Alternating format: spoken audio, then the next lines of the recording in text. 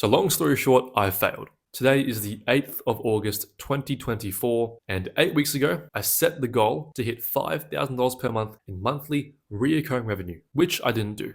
Look, it's always good to try to benefit from failure in any way you can. In this case, it'll be to benefit via change, and change will take place via changing my systems, and changing my systems will take place via reflection. So let's reflect. The first thing that comes to my mind when I say that is, well, what constitutes a failure in this case? Because that's really important. And the only way to do such is to actually flip it and say, okay, what constitutes as a win? What was the initial goal? Only then can you really say if you've succeeded or failed. In this case, the initial goal was to hit $5,000 per month in monthly reoccurring revenue, which didn't happen. Will the money being brought in this month be higher than that number? Yes, decent amount actually. But is it reoccurring revenue? No.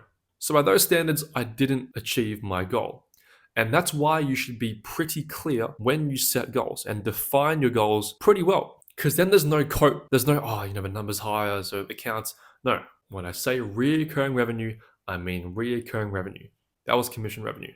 Doesn't count, in my books at least. The next thing that comes to my mind is, okay, well then why did I fail? What led to this failure? There is no reason that I failed because I failed.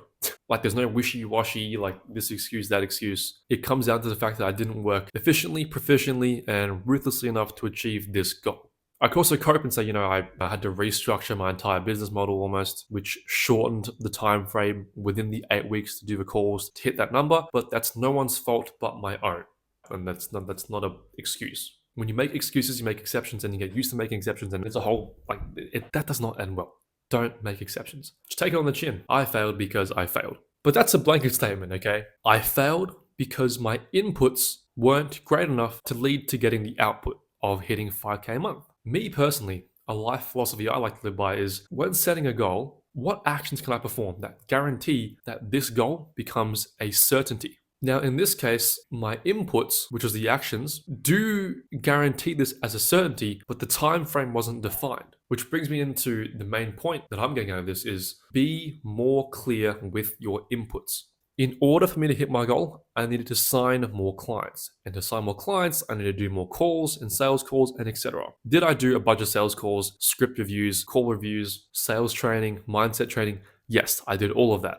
Did I clearly define a specific number or a minimum number of inputs to do on a daily or weekly basis? No. And that's where I messed up. See, with the inputs that I put in, it does make getting to 5K a month a guaranteed outcome. It's the time frame that wasn't guaranteed. Now, to shorten the time frame, you have to increase the inputs.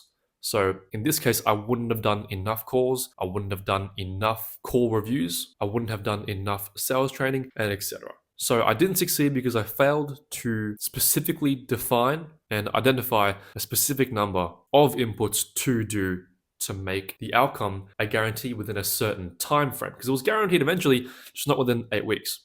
So thirdly, what can I do to improve? Because when any failure happens and you don't reflect and you don't change, you failed for nothing. At least fail for something, right? What I can do is next time around when I set a goal like this, especially with a time frame in mind, is to be cognizant about inputs and a specific amount of inputs to make the outcome a guarantee within a certain time frame. So if that's signing more clients, I'd calculate my conversion rate, my show-up rate, my appointment booking rate, and just scale it upwards and say, okay, that's the number of calls I need to do within this time frame. That's my work. Stuff like that.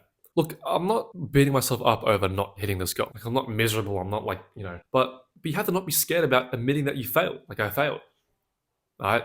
So what? Round 2. There's not much. The word failure or just admitting failure in general can be scary for most because it's like an ego death. A lot of people let their ego get in the way of doing anything and everything. Just have the humility to admit that you failed, but also have the intelligence and wisdom to, be able to reflect and then apply that to the future to guarantee that you don't fail, or at least don't fail in the same way. Because you will fail again, but just different.